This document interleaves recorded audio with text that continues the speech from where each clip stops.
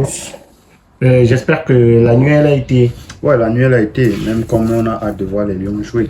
La belle famille, on doit sauver la belle famille. Voilà, la belle famille qui souhaite plutôt que les Lions perdent aujourd'hui parce que sur les réseaux sociaux, ça va chauffer. Ouais, mais ça va chauffer. Ça n'empêche en rien que les Lions vont se qualifier avant eux-mêmes. Ok, espérons que les Lions de notre table se qualifient aujourd'hui. On a également Julie qui est avec nous. Julie, bonjour, comment tu vas? Bonjour Magique, bonjour à Fabricant du Buzz, bonjour également à tous les auditeurs de la Voix du Golf. Voilà, oui. J'espère que tu as passé une bonne soirée. Oui, j'ai passé une bonne soirée malgré la défaite des éléphants de la Côte d'Ivoire. Oui, on dit aussi la belle famille, malgré leur défaite quand même. J'ai passé une belle nuit. Alors on commence déjà, on parle de la Côte d'Ivoire qui a perdu sa rencontre. Vraiment, ça a été, on va dire ça comme ça a été une grosse défaite, une grosse humiliation pour les éléphants de la Côte d'Ivoire qui ne s'attendaient vraiment pas à perdre. Hein. Il faut le dire, Madik, c'était vraiment une grosse déception pour eux, mais malheureusement, la Côte d'Ivoire a perdu. Voilà, donc on le dit comme ça devant une équipe de la Guinée équatoriale.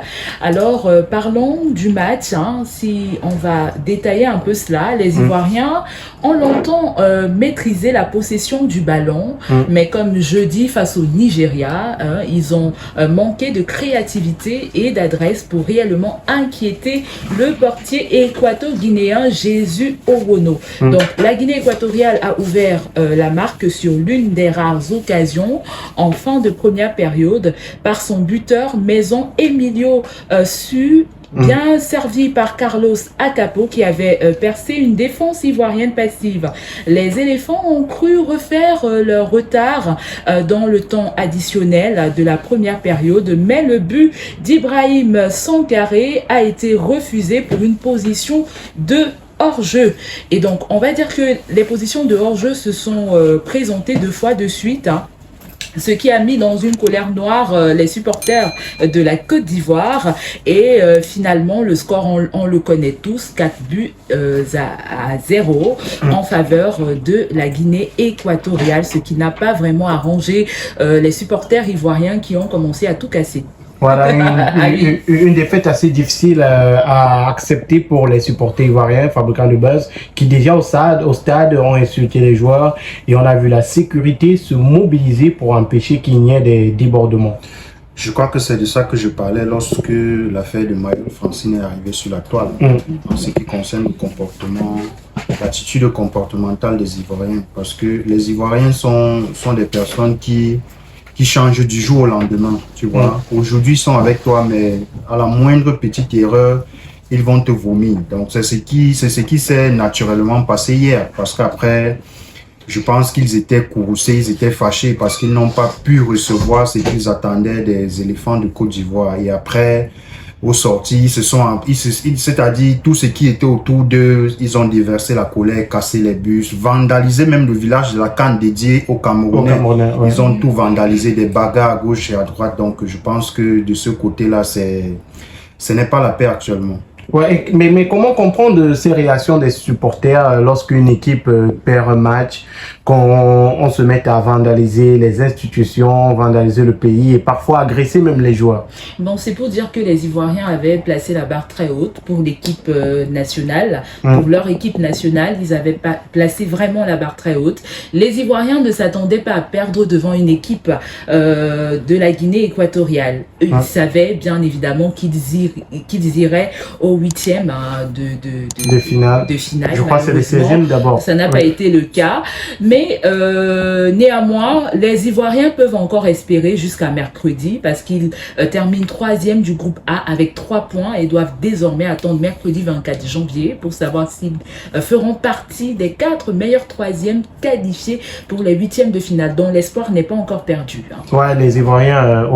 pour enchérir un peu ce que Julie disait, c'est que la Côte d'Ivoire, c'est la Côte d'Ivoire qui organise la CAN. Donc forcément, on attend 2 fois plus qu'ils arrivent un peu plus loin. Mais il est inconcevable qu'au premier tour, qu'on commence à faire des calculs au premier tour pour le pays organisateur, c'est incompréhensible. et ils se font battre par... On ne sous-estime pas la Guinée, mais combien de buts? 4 buts à 0 devant leur public, dans leur stade, dans leur canne. C'est incroyable. C'est difficile à supporter. On marque dans leur goal. Dans leur goal.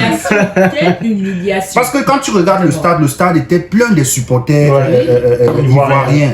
Mais c'est inconcevable que la Guinée a marqué jusqu'à 4 buts aux éléphants. C'est inconcevable. Mais on comprend que quelque part, comme on le dit souvent, les grands matchs, ça se joue sur les détails. On a compris qu'il y avait un manque de concentration. Il y avait même un problème au niveau de la finition parce que parfois ils avaient des phases de jeu bien, mais au niveau de la finition, il y avait un peu la précipitation, il y avait moins de précision. On a vu Fofana qui était tout feu, tout flamme pendant les précédents matchs, mais hier là, c'était difficile pour lui de trouver le cadre. Et puis, ils ont pêché et puis les autres forcément ont fait ce qu'il fallait. Les Ivoiriens qui sont aujourd'hui fâchés et qui vendent leurs maillots, qui disent que les maillots coûtent... Mais qui va acheter alors?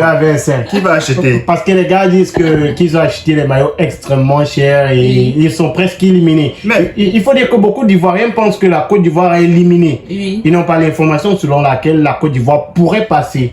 Voilà, beaucoup d'Ivoiriens, je crois que c'est ça qui a occasionné les différentes casses dans la ville. Mais il faut dire qu'ils ont encore une chance de passer parce qu'ils sont 3e avec 3 points.